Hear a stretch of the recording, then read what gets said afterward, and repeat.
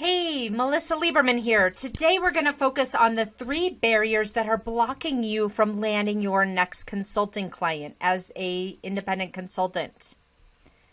If we haven't met yet, I am Melissa Lieberman. I'm a business development coach who's an expert at helping independent consultants achieve their big goals. And that means that I've helped countless clients grow and scale their independent consulting businesses, including my own. I've had 3. So I know how to grow and scale a business, and I'm excited to share some of the tips and techniques with you as well on this YouTube channel. So let's dive into today's topic, the 3 barriers that are preventing you from landing your next consulting client. Here's what I commonly hear from people, and I know I said this to myself when I was consulting. It's hard to find clients. It's hard to balance business development when I'm working for a client. How could I possibly do both? I start to panic when the engagement is coming to an end and I don't have any other projects lined up. And it feels like feast or famine. Can you relate to any of this? So today I'm going to talk to you about the 3 barriers that are preventing you from having a pipeline of consulting projects, so you don't have a gap in your income. And those 3 barriers that I'm going to share with you in a moment are probably going to be a surprise, because you're probably thinking the barriers are something like the economy, the uncertainty in the economy, who you know, and how helpful they are, or if they're being helpful right now, or who you don't know that you think you should know, or maybe it's the skills that you think you need to augment with. Whatever it is, that's what most people think the barrier to landing their next client is. But today I want to share with you 3 different perspectives of what the actual barriers are. And the good news is these are things that are very much in your control. The first one, you might think I'm crazy here, but this is so important. The first barrier that I see people make, the mistake that they're making and the barrier they're creating for themselves, is saying they're not a salesperson. If this is you and you're not seeing yourself as someone who's good at business development, who's capable at business development, who's a salesperson, and for some of us, we even say, I'm not a salesperson and I never want to be, right? Because we have this concept in our mind about what a salesperson is. A salesperson is not genuine. A salesperson is not authentic. A salesperson doesn't tell the accuracies, to put it in a nice way, right? I don't know about you, but I think a lot of this comes from our experience in corporate, where we were either in sales calls, witnessing this firsthand, or on the receiving end of contracts. So, for example, for me, I used to go out on a lot of sales calls with the sales executives to our top tier clients. And my responsibility in those calls was to be a subject matter expert, to demonstrate our capability and our expertise as it related to professional services and the other services that wrapped around our software offering, and even for the software itself. That's why I was there, the subject matter expert. But I'm also listening to the entire sales pitch, right? And I'm hearing the sales executive audible, right? He's providing answers to questions as they come along. And a lot of times they weren't exactly the pillar of accuracy, we'll put it that way, right? And so it got to the point where I was so frustrated with sales. It felt so like it was just an impossible organization to work with because they were constantly pushing the envelope. That salesperson in particular, that I'm thinking of right now, we would go out on calls together all the time, and he happens to be a good dear friend to this day, but I would literally kick him under the table when I noticed or could anticipate that he was going way outside of the boundary of what was feasible. Because number one, as a person, I really value accuracy. And number two, I knew I was going to have to deliver that, whatever he was selling. Now, I'm up for, taking on challenges, but I need to know and be confident that those are challenges that we could actually meet and exceed, right? And so you might have the same type of experience where you've either been in sales calls where this type of thing is happening, or perhaps you've been the recipient of contracts where you read it and it looks like Greek because you have no idea what they sold and it doesn't really match up to what your team delivers. That's not what I'm talking about today. What I'm talking about today is you recognizing that you are a salesperson. By the nature of the business you're in as an independent consultant, you are required to wear that salesperson's hat. You have to be a salesperson. Now, you don't have to be the kind of salesperson that is selling things you can't deliver or stretching the truth, but you definitely have to be a salesperson and have to start thinking of yourself as a salesperson so that you don't just shut down and try to avoid it at all costs, which is what happens to so many independent consultants. If you can open up the idea in your head that I am a salesperson, this is my self-identity. I'm a business owner who wears multiple hats, one of which is a sales hat, and I'm good at it. That opens up so much more opportunity for you to think about ways to get what you provide, the service and value you provide in front of other people, versus thinking I'm not a salesperson, which closes you into all of those ideas that won't even surface for you to consider. And so it's so important to adjust your self-identity to know that, yes, now, congratulations, you are a salesperson. Now, you might be saying to me, Melissa, I can get to the place where I agree with you, I'm a salesperson, but I can't get to the place where I agree that I'm a good salesperson. Like, that feels like a stretch. And what I want to say to you with regard to that is you are already a salesperson. As a consultant, one of your key skills is selling your ideas, selling your solutions, selling your new process to the people you're working with. You do this every day, and you probably have for the last 10 or 20 years. You get their buy-in. You know how to work through the process to get their adoption. You know how to figure out where their objections are about what you're trying to get them to change into and to overcome those. That's what your job is as a consultant. So I want to encourage you to look at all of those skills and experiences that you've built up and to see that there's nothing different about those, that you are already a salesperson.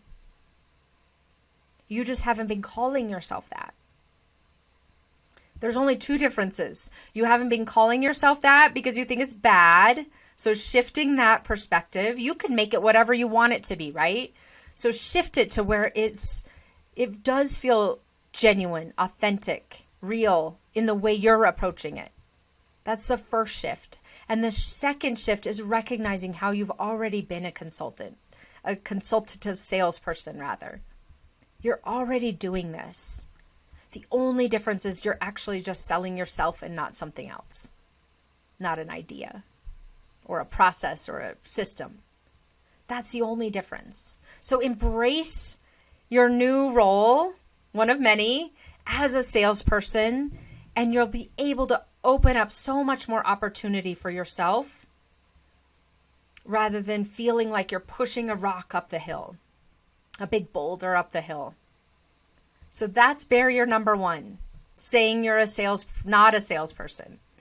So to overcome that, you start thinking about yourself as a really high quality salesperson, one who does it the way you want to do it in a genuine way. Number 2, time. So many of us think time is a barrier. Again, I can't deliver my work and do the business development. I'm not going to do both. I'm just going to wait until my project is close to an end, and then I'll figure that out later, what I'm going to do next. It feels like a lot of time to do business development. I just don't have it. So what I want to encourage you here to look at is that your time does not have to be a barrier. And there's really 2 ways to look at this. The first is how much time it takes to focus on business development. If you carve out half an hour a day for really high quality activities like thought leadership and meeting new people and staying connected with the people that you do know, that can be more than enough to push you over the edge of having that continual awareness and having people reach out to you to come buy your services and for you to have a pipeline of opportunities. Multiple clients you could be picking and choosing from versus feeling anxious and nervous and worried that you're not going to have an income after this project ends. So that's number 1. It doesn't have to be this big chunk of time to be effective. And the number 2 is you protecting that chunk of time that you've set out. Half an hour a day. How are you letting your client kind of overrun you and manage your entire schedule when you're not their employee? You're supposed to be the subject matter expert. You're supposed to be the one leading through this transformation or whatever the project is. And you saying, look, these are my business hours. I don't work after 4. Or I work in the morning and have a break and then then I'm available again at 1. Like whatever that is. And I'm not saying you shouldn't be flexible at times if something's coming up. But most of the time for most of us, we don't set a standard. We let the client dictate our schedule because we think we need to be responsive. And then it just creates the snowball effect where it's hard to get back control of it. Versus you setting the bound. And I'm not just telling you this theoretically. I've been there. I've been to the point of not setting boundaries. I remember one time I agreed to a client call that I shouldn't have. And I was in my car with 3 kids. They were probably like 7 and under, screaming. I had to pull over to the side of the road, put my laptop on the hood, and take the call. Like, it's ridiculous. I should have said no, but I didn't because I didn't have any boundaries set for myself or with my client. So my point here is that you have more control over your time than you're giving yourself. And then making sure that when you do have that, you do come upon the time that you set aside, that you're using it in a really effective way. That 30 minutes a day can make a difference, an incredible difference to your business development pipeline. So please stop thinking as time is a barrier, because I can assure you if you can get control of those aspects, it doesn't have to be. It can be an asset for you. And the third barrier that I see people commonly making as independent consultants is asking themselves the wrong questions. Most of us go through life asking ourselves questions about what's wrong with me? Why can't I find a client? Why is this so hard? Why is it impossible to wear both hats, business development and delivery? Why, all the bad things, right? And our brain does that on purpose. It keeps us in our comfort zone. What I want to encourage you today is to ask yourself questions you actually want the answer to. Where can I find a client? Where are the clients who need what I have to offer? Who has access to those clients? Where are they hanging out? How can I get in front of them, directly or indirectly? How can it be possible to balance business development with my current project? How can this be easy? It's crazy the answers you're going to get when you start asking those kinds of questions. I can share with you from experience, and also I'll share with you a client example. I had a client who came to me and said, I'm really struggling. I can't figure out where this next client is coming from. My network isn't being very helpful. My former employers don't really seem to have any opportunity that they're aware of internally or with, that they might have access to or knowledge of. I feel stuck. This feels really hard. That's where she was at. Super discouraged, frustrated. And I asked her one of my favorite questions, theoretical questions, let's be clear. If I were to give you $5 million to land a client in the next 2 weeks, where would the client come from? It was crazy. Her demeanor went from, you could see it on her face, right?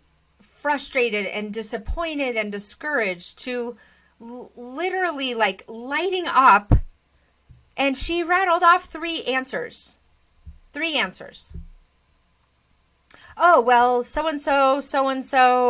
Oh, and this other company was interested in potentially a full-time employee. I don't know that they found anyone. I wonder if I could go back and pitch consulting to them.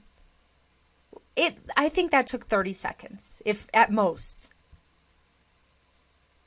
Because we asked a question we wanted the answer to. Not why is it so hard? Why is it so hard? We could find evidence for that all day if we wanted to, right?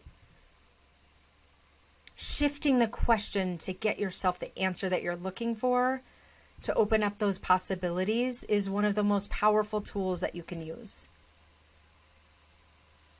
And so in summary, these 3 barriers, really you can use this last tool to solve all 3 of them. How am I a salesperson? How am I an authentic salesperson?